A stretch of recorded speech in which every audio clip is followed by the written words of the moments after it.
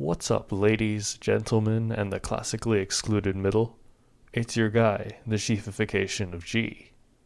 As always, don't forget to like, comment, subscribe, share, hype, and spread the word. When I'm not cooking up the next viral hit on YouTube, I'm in the comment section reading, well, the comments, and I usually get the same kinds of questions. Gee, you're such an amazing programmer.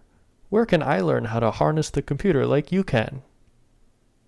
While it's not possible to learn how to sim the D as well as me, you've come to the right place to become a better programmer, or become a programmer at all. If you want to become a better programmer, the most important thing to do is program in one of the better programming languages. People get into all kinds of heated arguments about which of their mediocre programming languages is the best, but they're all wrong. The best programming language is Python, and the best tutorial for learning Python is this one right here.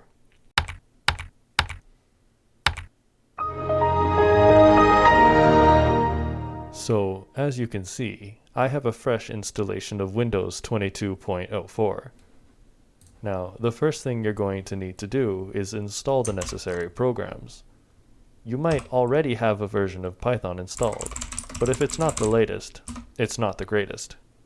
Therefore, the first thing we need to do is defeat the big boss.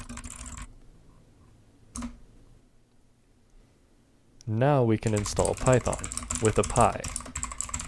If you want to make sure you're ahead of the game, you need the bleeding edge of your software.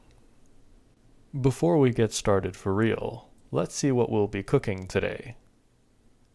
In our tutorial, we will build a module called tutorial that contains a function called hello language. We can run help on our function to see what it does. As we can see, it greets the best programming languages. So, let's try running the function. I will put its return value in a variable called answer. Well, if it only greets the best programming languages, then obviously it'll recognize Python. And as we can see, the answer variable stores our answer. Let's try this again, maybe this time with Zig. Now, before you get upset, come back to me when Zig is version 1.0.0. Okay.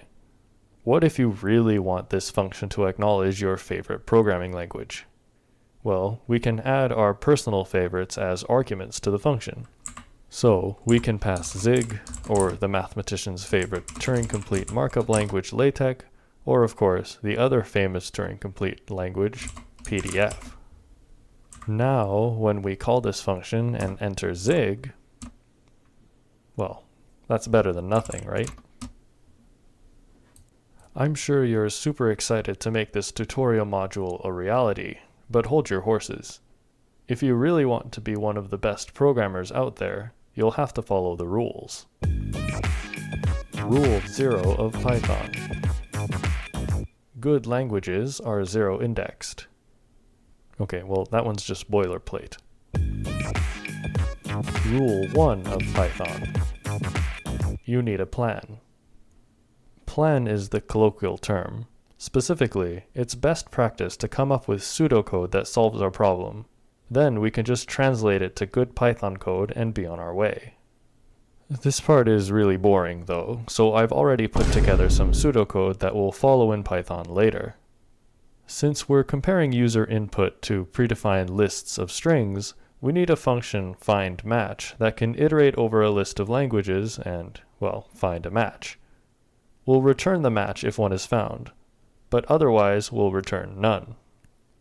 Our main player, the hello language function, will emit a prompt, fetch user input, and then check it first against a hard-coded tuple of known languages, which we define up top, or, if no match is found, check against the programmer-provided languages.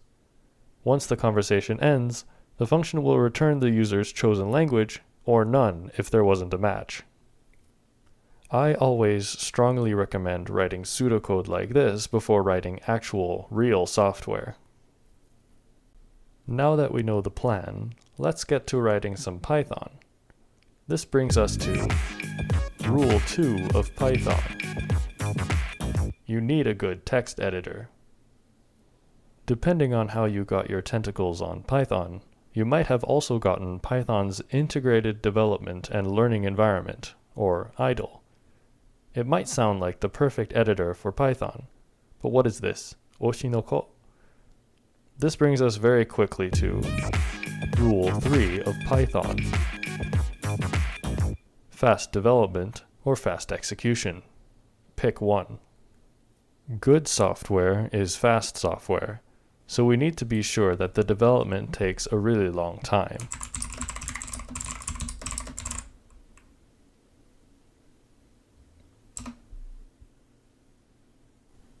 Okay, let's make our tutorial file, which I will call tutorial.py.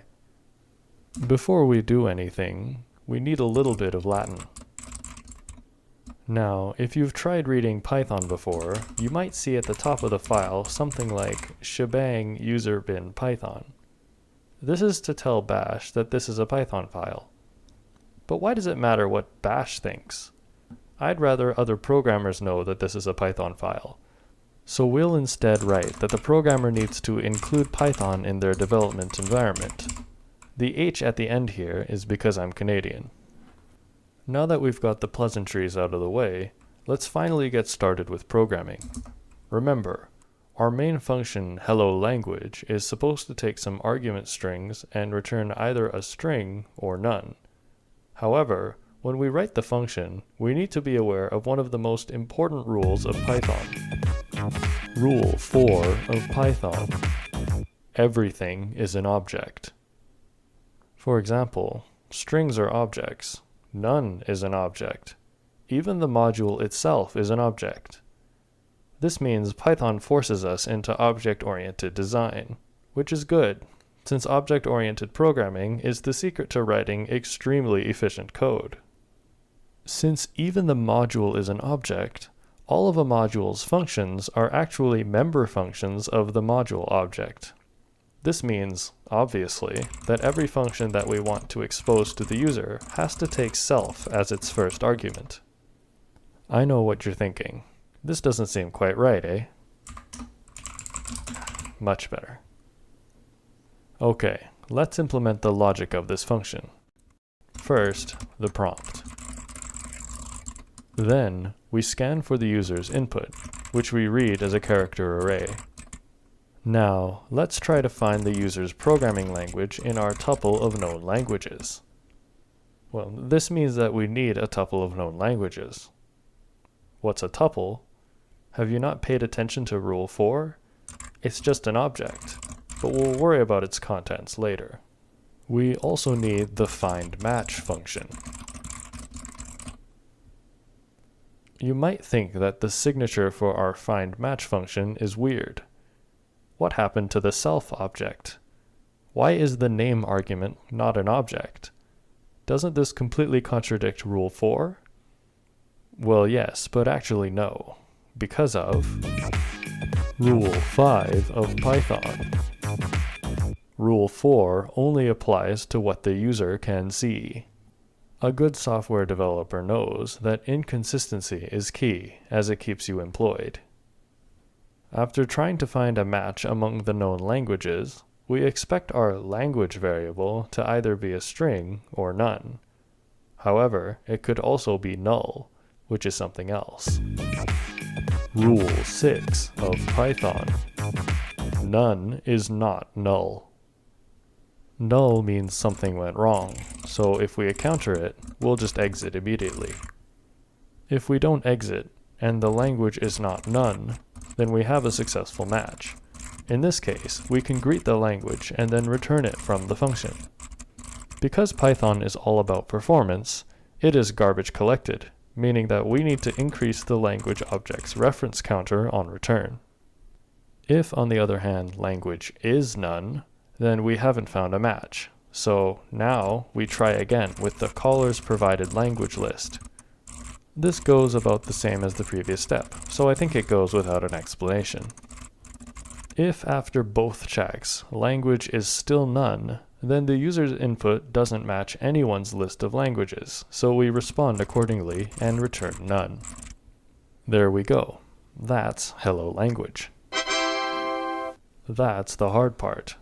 Luckily for us, the find match function is pretty much in one-to-one correspondence with the pseudocode. First, we find the length of the list of languages. Then, we iterate over this list. If for some reason the language is not given as a string, then we'll raise a type error.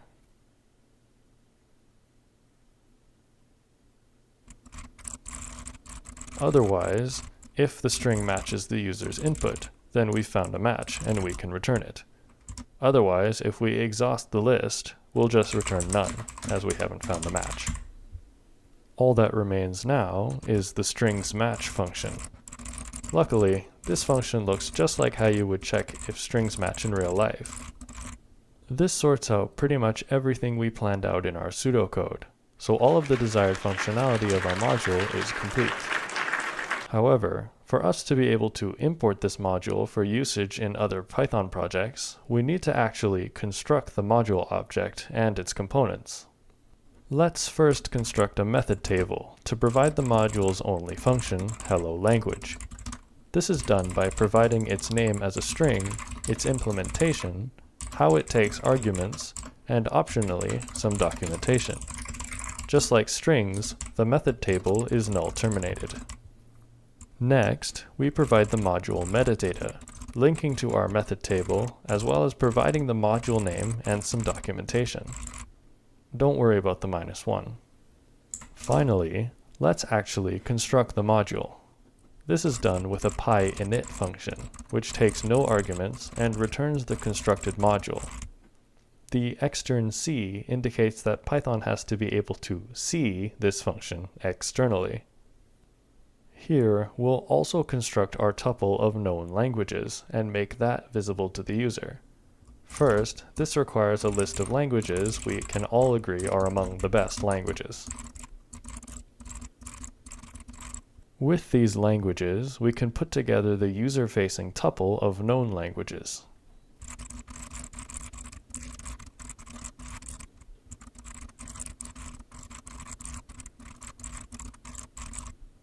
This is enough to construct the object, but it has no way of being accessed by the user unless we explicitly bind it to the module as well. And there we go. This is all the Python we need to write. Now we can exit Vim and wrap things up in the terminal. Some people might tell you that Python is an interpreted language, but this is nonsense. All of the best programming languages are compiled, and Python is no exception. I know the concept of compilation can be intimidating, but don't worry. I've put together a little compiler to make this as simple as possible for you. Now we just need to run this compiler, available courtesy of yours truly, with the following flags. tac-o tutorial.so specifies what the compiled file will be called. tac-shared is because sharing is caring. tac-f-pic sets the PIC flag, which stands for Python Importable Code. tac-x-c++ is an oath you make as a Python developer. By writing it, you swear to never use C++. tac-I user include Python3.14 is the second clause of the oath, which means I, the user, include Python3.14 in all future projects. Finally, tac-w is really important, and you should always use this flag. The W stands for Wumbo. Et voila! We now have our first Python module. With these new skills, you will never need to look up Python tutorials ever again. As always, don't forget to smash like, obliterate the share button, annihilate the bell, and have a Pythonic 1st of April.